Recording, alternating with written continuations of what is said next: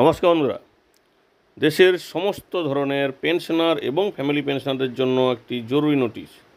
ভারতীয় reserve bank একটি master circular প্রকাশ করেছে, যেখানে প্রভাকর রাও কমিটির সুপারিশগুলি মান্যতা দেওয়ার কথা বলা হয়েছে, বা সেই সঙ্গে এই প্রভাকর রাও কমিটির যে সুপারিশ, যেগুলো পেনশনারদের সুবিধা এবং অসুবিধার উপর ভিত্তি করে তৈরি হয়েছিল, সেগুলো ব্যাঙ্কগুলিকে ইমপ্লিমেন্ট করতে বলা হয়েছে। তো আজকে আপনার সঙ্গে আমরা আলোচনা করব রিজার্ভ ব্যাঙ্ক কী নির্দেশ দিয়েছে এই মাস্টার সার্কুলারে, এবং এটা প্রায় 11 পাতার একটা নোটিফিকেশান। তো স্বাভাবিকভাবে পুরোটাই হয়তো বলা যাবে না, দ্রুততার সঙ্গে যেগুলো আমরা সাধারণত জানি প্রথম দিকে সেগুলো আমরা একটু হাইলাইটস করে যাই, পরে শেষে কিন্তু প্রভাকর রাও কমিটির রিপোর্টটা দেখব বা কী বলেছে।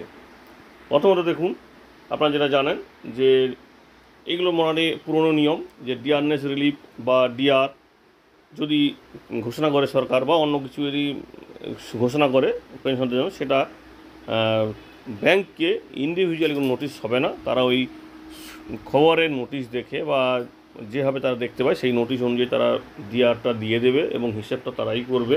এর জন্য কোনোভাবে কীভাবে হিসেব হবে না হবে তাদের কাছে টোটালি তথ্য থাকবে। তার জন্য আলাদাভাবে সরকারের কাছ থেকে অর্ডারের কোনো অপেক্ষা করার দরকার নেই। এবার হচ্ছে ডিসবার্সমেন্ট অফ এজেন্সি ব্যাংক। পেনশনের যে পরিমাণ সেটা সঠিক সময়ে তাদেরকে দেওয়া হয়, এবং সেটার জন্য তার যে পেনশন অথরিটি তাদের যেমন ডিরেকশন থাকবে সেই অনুযায়ী থাকবে। এবার আসা যাক খুব একটা গুরুত্বপূর্ণ বিষয়, সেটা হচ্ছে রিফান্ড। পেনশন যদি কোনো কারণে কোনো পেনশনারকে বেশি দেওয়া হয়ে যায়, সেক্ষেত্রে বলা হয়েছে ব্যাঙ্কগুলিকে সরকারের তরফ থেকে, যদি এইরকম কিছু ভুল হয়ে থাকে, অর্থাৎ কোনো পেনশনারকে বেশি পরিমাণ পেনশন দেওয়া হয়, তো সেক্ষেত্রে সেই যে বেশি পরিমাণ টাকাটা চলে গেছে সরকারের যদি হয়ে থাকে, তাহলে গভর্নমেন্টকে তারা কিন্তু ব্যাংক একসঙ্গে সেই টোটাল সমস্ত পেনশনারদের যে অতিরিক্ত টাকা ছিল সেটা তারা সরকারকে রিটার্ন করবে, এবং পেনশনদের কাছ থেকে কীভাবে রিকভারি করবে সেটা নিয়ে তারা ওই যে এজেন্সি বা যেখান থেকে তার পেনশন হয় তাদের সঙ্গে আলোচনা করবে। শুধু তাই নয়, তাদের সুবিধা অসুবিধা দেখে কিন্তু একটা নির্দিষ্ট সময়ের মধ্যে টাকাটা যাতে রিটার্ন নেওয়া যায় সেটার কথাও বলা হয়েছে। এবারে আসি বয়স্ক বা খুবই অসুস্থ পেনশনদের যে পেনশন তোলার বিষয়ে যে সমস্যাটা হয়, সেটা আমরা এর আগেও আমরা একটা বিজ্ঞপ্তিতে আলোচনা করেছিলাম, বা সেই বিজ্ঞপ্তি নিয়ে আমরা কিন্তু আপনাদের সঙ্গে শেয়ারও করেছিলাম। যে বলা হয়েছে যে সমস্ত পেনশনার, অর্থাৎ এখানে পেনশনদের একটা ভাগ করা হয়েছে। প্রথমত বলা হয়েছে এক ধরনের পেনশনার যারা চেকটুকু সাইন করতে পারছে না বা ব্যাংকে আসতে পারছে না। দ্বিতীয়ত বলছে যারা টোটাল তো ফিজিক্যালি তো উপস্থিত হতে পারছেই না, উপরুন তারা বাড়িতে বসেও কিন্তু কোনোভাবে তাদের আঙুলের ছাপটা দিতে পারছে না চেক বা উইথড্রয়াল ফর্মে। তো তাদের ক্ষেত্রেও কিন্তু আলাদা করে নোটিফিকেশন জারি করেছে, বা তাদের জন্য আলাদা একটা সুবিধা দিয়েছে। সেটা বলেছে কি, যে তাদের আঙুলের ছাপ যদি নেওয়া না যায় বা কোনোভাবে তাদের কোনো চিহ্ন যদি না নেওয়া যায়, তাহলে সেক্ষেত্রে তারা তাদের নির্ধারণ করবে, বা যেটাকে বলে প্রতিনিধি, এবং সেই প্রতিনিধিটা সাক্ষীর উপস্থিতিতে হবে, এবং সেই প্রতিনিধি ব্যাংক কর্মীদের কাছ থেকে টাকা নিয়ে আসবে, ব্যাংক থেকে টাকা নিয়ে আসবে। কারণ তারা যেহেতু ব্যাংকে যেতে পারছে না, তার জন্য কিন্তু এই কাজটা করা হয়। এবং এই যে বলা হয়েছে অবশ্যই 2 জন সাক্ষীর উপস্থিতিতে কিন্তু কাজটা হবে, কারণ এখানটায় ব্যাংকেরও একটা দায় থাকবে, ব্যাংকও তাদের রেসপেক্টিভ একজন অফিসার রাখবে। এছাড়া বলা হয়েছে যে person who identified by 2 independent witness, অর্থাৎ যে ব্যক্তিকে ঠিক করা হচ্ছে সে যেন 2 জন সাক্ষীর দ্বারা ভেরিফাইড হয়। এবং সেই সঙ্গে বলা হয়েছে যদি এরকম কিছু অশক্ত পেনশনার থাকে বা বয়স্ক পেনশনার থাকে, তাদের বিষয়ে যে সরকার থেকে নোটিফিকেশান জারি করা হয় বা তাদের যাতে কোনো সমস্যা না হয়, সেই বিষয়টি সবসময় নোটিশ আকারে দিতে বলেছে ব্যাঙ্কগুলিকে। এছাড়া রিইম্বার্সমেন্ট নিয়েও কিন্তু বলা হয়েছে, সেটাও যেন সঠিক সময়ে তাদেরকে ক্লেমটা দিয়ে দেওয়া হয় পেনশনারদের।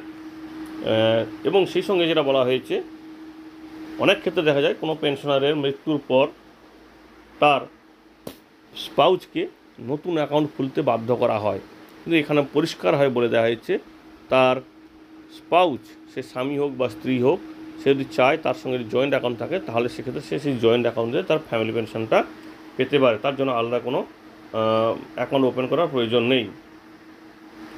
এছাড়া বলা হয়েছে লাইফ সার্টিফিকেটটা যখন সাবমিট করা হবে, সেই সঙ্গে সঙ্গে তার জন্য অ্যাগ্রিমেন্ট স্লিপটা তাকে দিয়ে দেওয়া হয়, এবং এটা সাধারণত নভেম্বর মাসে হয়, আপনারা জানেন। এটা মোটামুটি ওইরকম ডেট একটা ঠিক করা আছে।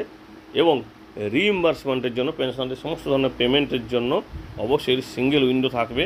না হলে দেখা যাচ্ছে পেনশনারদের এই কাউন্টার থেকে ওই কাউন্টারে দৌড় করানো হচ্ছে, সেটা যেন না হয়। প্রত্যেক ব্যাংকের কর্তব্য এইরকম একটা যেন ব্যবস্থা রাখে। এবং কাস্টমার সার্ভিস অর্থাৎ পেনশনারদের সুবিধার জন্য প্রভাকর রাও কমিটির হচ্ছে যে রিপোর্ট, সেই অনুযায়ী তাদের ব্যবস্থা নিতে বলা হয়েছে। এবং সেই সঙ্গে আরও বিষয়গুলো যেগুলো হচ্ছে অভিযোগ করার নির্দিষ্ট জায়গা থাকতে হবে। এবারে আসছে যে ব্যাংক যদি কোনো কারণে তার পেনশন পেমেন্ট করতে দেরি করে দেয়, তো সেক্ষেত্রে তাকে 8% শতকরা হিসাবে মানে টোটাল পেমেন্ট করতে হবে। অর্থাৎ কোনো ধরুন পেনশনারের পেমেন্ট করতে দেরি হয়ে গেছে, তো সেক্ষেত্রে যতদিন দেরি হয়েছে তার উপর শতকরা 8% হিসাবে বছরে তাকে যে হিসেব হবে সেই অনুযায়ী টাকা দিতে হবে। তার জন্য কোনো ক্লেম বা কোনো ফর্ম ফিল আপ করতে হবে না পেনশনারকে। শুধু তাই নয়, এখানে আরেকটা বিষয় বলেছে, এই যে পেনশন যে পাবে বা পেনশনদের যে সুযোগ সুবিধা দেওয়া হবে তার জন্য আলাদা করে কোনো সিস্টেম জন্য বা পেনশনারদের জন্য কোনোভাবে হ্যারাসমেন্ট না করা হয়, তার জন্য আলাদা তারা একটা মেকানিজম বা ব্যবস্থা রাখে যাতে তারা কোনোভাবে সমস্যায় না পড়ে।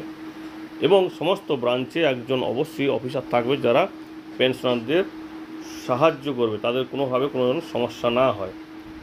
এবারে দেখুন বলেছে এখানটায় আরও কিছু বিষয় বলেছে, সরাসরি আমরা দেখে নিই প্রভাকর রাও কমিটি কী বলেছে।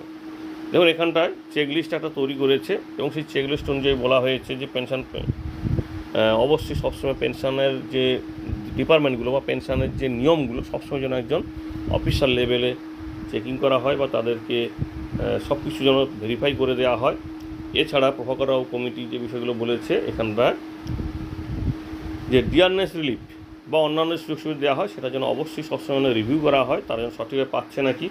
এবং ব্রাঞ্চ ম্যানেজার অবশ্যই 3 মাস ছাড়া ছাড়া পেনশনারদের সঙ্গে যোগাযোগ করার চেষ্টা করবে, পেনশনদের সুযোগ সুবিধা খোঁজ নেবে যেখানটায় 100-র বেশি পেনশন আছে সেই সমস্ত ব্রাঞ্চগুলোতে। শুধু তাই নয়, নমিনেশান পেনশন অ্যাকাউন্টে অবশ্যই নমিনেশান থাকতে হবে এবং সেটা যেন মান্থলি যে একটা পে স্লিপ দেওয়া হবে সেইখানে অবশ্যই যেন উল্লেখ থাকে তার নমিনির ব্যাপারটা। এটা হচ্ছে প্রভাকর রাও কমিটির আর একটা সুপারিশ। এবং এছাড়া আরও বলা হয়েছে যদি কোনো পেনশনার তার পেনশন অ্যাকাউন্টটাকে জয়েন্ট অ্যাকাউন্টে ট্রান্সফার করতে হয় সেটাও কিন্তু সে করতে পারবে, তার জন্য কোনো আলাদা করে জয়েন্ট অ্যাকাউন্ট ওপেন করার প্রয়োজন হবে না।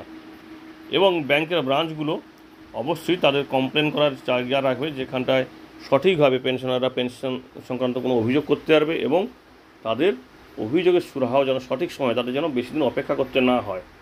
এবং এখানে আরও একটা বিষয় বলেছে দেখুন যে একটা বছরে 11 মাস অর্থাৎ এপ্রিল থেকে ফেব্রুয়ারি পর্যন্ত তাদের পেনশন এরকম শেষ মানে মাসের শেষ 4 দিনের মধ্যে হয়ে যায়। অর্থাৎ বলা হয়েছে দেখুন last 4 working days of month, অর্থাৎ লাস্ট 4টা যে ওয়ার্কিং ডেজ থাকবে তার মধ্যে যেন তাদের পেনশনটা হয়ে যায়। কিন্তু শুধুমাত্র মার্চের পেনশনটা হবে এপ্রিলের 5 তারিখের মধ্যে বা 5টা ওয়ার্কিং ডেজের মধ্যে। এবং এখানে বলা হয়েছে লাইফ সার্টিফিকেট বা নন এমপ্লয়মেন্ট সার্টিফিকেট বা এমপ্লয়মেন্ট সার্টিফিকেট যেগুলো থাকবে সেগুলো অবশ্যই নভেম্বরের মধ্যে নিয়ে নিতে হবে প্রত্যেক বছর। এবং ইনকাম ট্যাক্স যাদের থাকবে বা ট্যাক্স ডিডাকশান করতে হবে সেটাগুলো কিন্তু সঠিকভাবে তারা পেনশনারের অ্যাকাউন্ট থেকে করে নেবে বা পেনশনারকে অবশ্যই জানাবে যদি তার অ্যাপ্লিকেবল হয়। এবং যদি তার মানে ইনকাম ট্যাক্স দিতে হয় সেক্ষেত্রে তার বিএসআর কোড অবশ্যই দিতে হবে এবং বিএসআর কোডটা যেন পরিষ্কার হয় এবং সেই সঙ্গে চালান আইডেন্টিফিকেশন নাম্বার সিআইএন নম্বরও যেন ক্লিয়ারলি সে দেখতে পায়। এবং আরও বলেছে যে এই যে বিএসআর কোড বা এই চালান অবশ্যই ব্যাংকের কাস্টডি থাকবে এবং সঠিক সময় পেপার টোকেনের মাধ্যমে ওই পেনশনারের হাতে তুলে দেওয়া হয়। এই হচ্ছে মোটামুটি এগুলো প্রভাকর রাও কমিটির যে গুরুত্বপূর্ণ তথ্যগুলো। হয়তো এর মধ্যে আপনারা জানেন, অনেকগুলোই হয়তো আপনারা জানেন বা অনেকগুলো আমরা আমাদের চ্যানেলে বিভিন্ন সময় আলোচনা করেছি। তো এরা একটা মাস্টার সার্কুলার হিসাবে প্রকাশ করেছে, তাই আমরা আপনার সঙ্গে শেয়ার করলাম। আশা করি তথ্যগুলি আপনাদের কাজে লাগবে, কারণ আপনারা অনেকেই আমাদের বিভিন্ন সময় বিভিন্ন ধরনের কমেন্ট করেন এই সংক্রান্ত জানার জন্য। যদি ভালো লাগে ভিডিওটি বা তথ্যটি তাহলে প্লিজ ভিডিওটি লাইক ও কমেন্ট করে আমাদেরকে উৎসাহিত করবেন। ধন্যবাদ।